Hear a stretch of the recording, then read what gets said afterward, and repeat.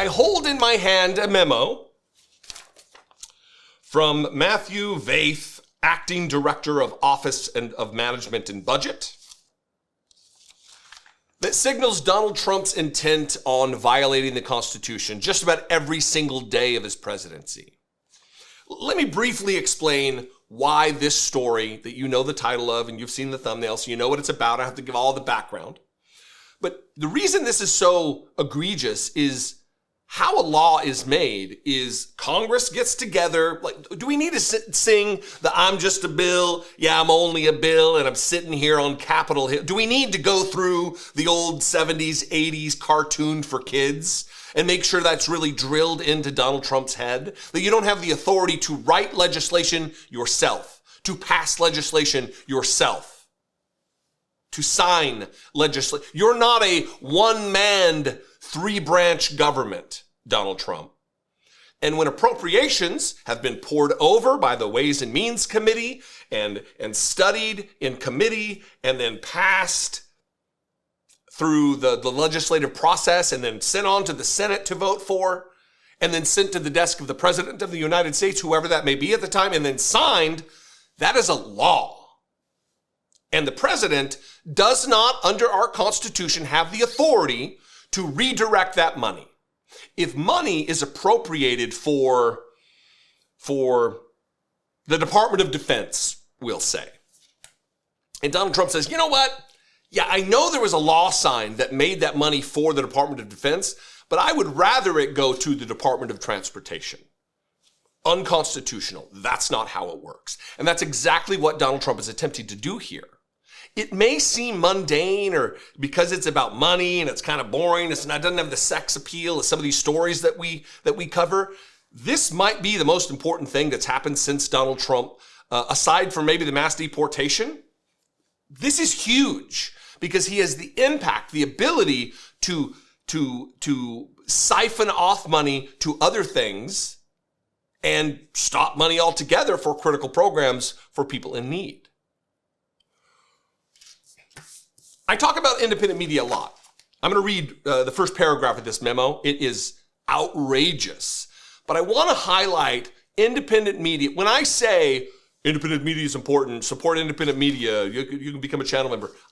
And then I also sometimes will say, if there's somebody else out there that you appreciate or does more for you or brings value to you, support them. It doesn't have to be me. I'm not just saying that. I want you to read this person's Substack who broke this story. Independent media broke this story. Her name is Marissa Kabas. She writes a Substack. It is called The Handbasket. She broke this. Your $5 or $6 or however much it costs to subscribe to her Substack could be a game changer for her to be able to do continuing work just like this, breaking stories. I'm going to put a link to it below. I'm going to show you screenshots. I'm going to read 3 paragraphs from what she wrote. It is important. But here's her tweet.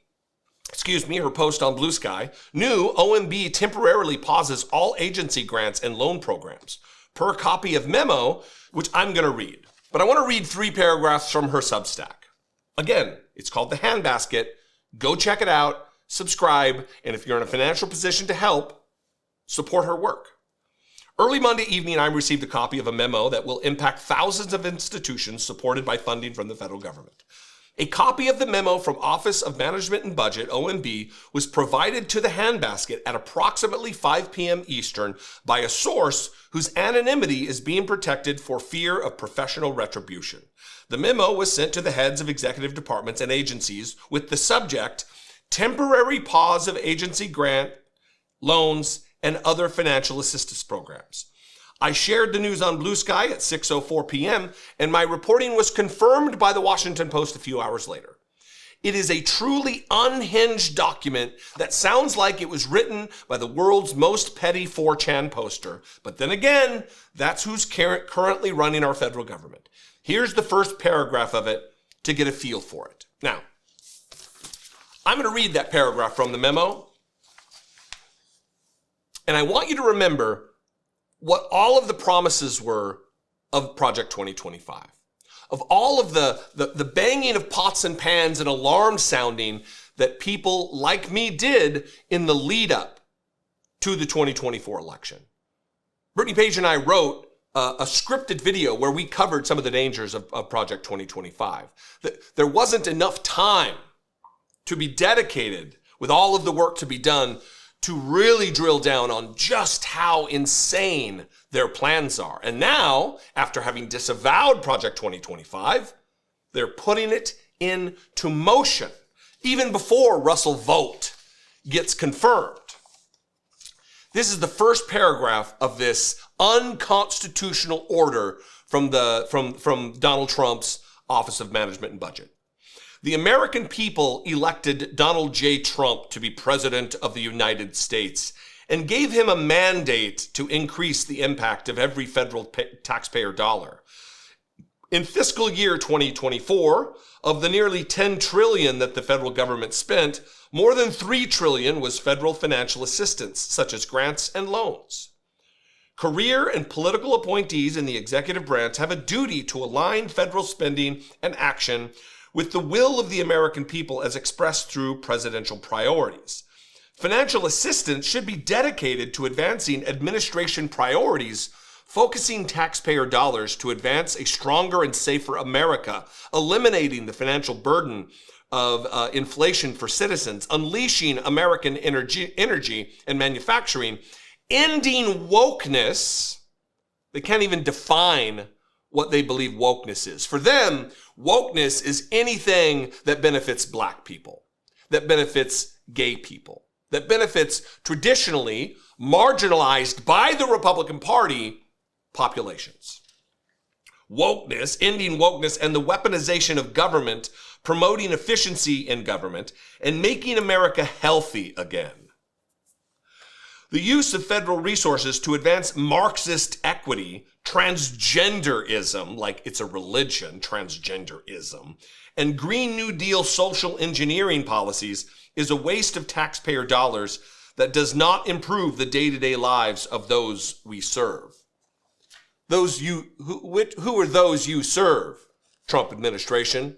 The suckers and losers who died while in uniform serving their country? Those? Is that who you're talking about? This, aside from being unconstitutional, should send up an alarm, because where are Democrats? Where is the leader of the opposition party to Donald Trump? We've got a few. We do have a few. Not enough, and not enough in leadership. We have AOC on the House side. We have Jamie Raskin on the House side. We've got Senator Elizabeth Warren over on the Senate side. There's a few. There's not enough. There's not enough of a coherent message, an agenda to push back, to deny and delay Donald Trump wins relative to his unconstitutional reach here.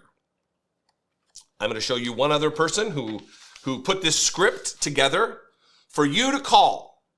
And when I say call the switchboard and talk to your representative and your senator, I don't mean that like vote yes or no on this. You should be doing that constantly. You should have this number in your phone on speed dial. It's a quick conversation. You're not getting into a debate with someone. You're saying what you're saying, they're cataloging it and recording your voice. The other reason that you do it, other than the legislation thing and to direct them to do what you want them to do, since you're the boss, you're the constituency, is to demand from the Democrats that they be an opposition party. Demand from leadership in the Democratic Party, get it together.